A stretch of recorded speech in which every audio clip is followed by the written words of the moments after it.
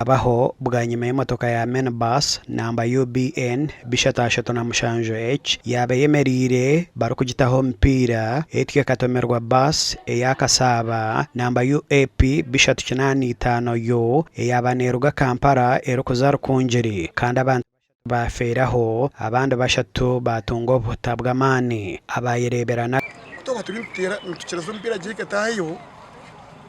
ndagahunkuru muruhanga uza kushisha hija emotoka y'ibane bita kasaba nantaka kimenya tununagire bigisha itera abantu bona babaro habaramo abantu 8 haragamu hahonoka humwico mu bamutora mu rwaro amwe na shabiri go Fred ni bugambo nibatarya hamwe imiriro kandi yafa kandi umunyabuzari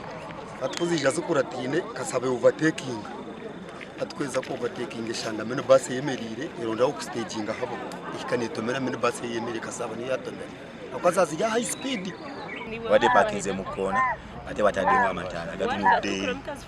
osegera ati ono mukulwane nnyo nakuba bali aba taxi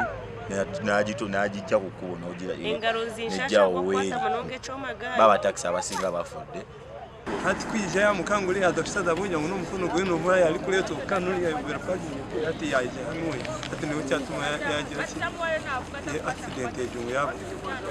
omugambirizo wa polisi webyehangoto we nagira ngo base yabana yiruka munonga nuko kuremerwa okusaba ekashengurana na minibus eyabe parkingire umpira guzeyo kujya nk'umuntu babataguvugize ekimama wana yanagenda mporarabo aboka space yaberuwo mbi ezatunga butando zatwarwa aha polisi yantungamo obwo kuchondoza kuchira kugenda misho gasha kwa dana basibye omurro Rukungiri.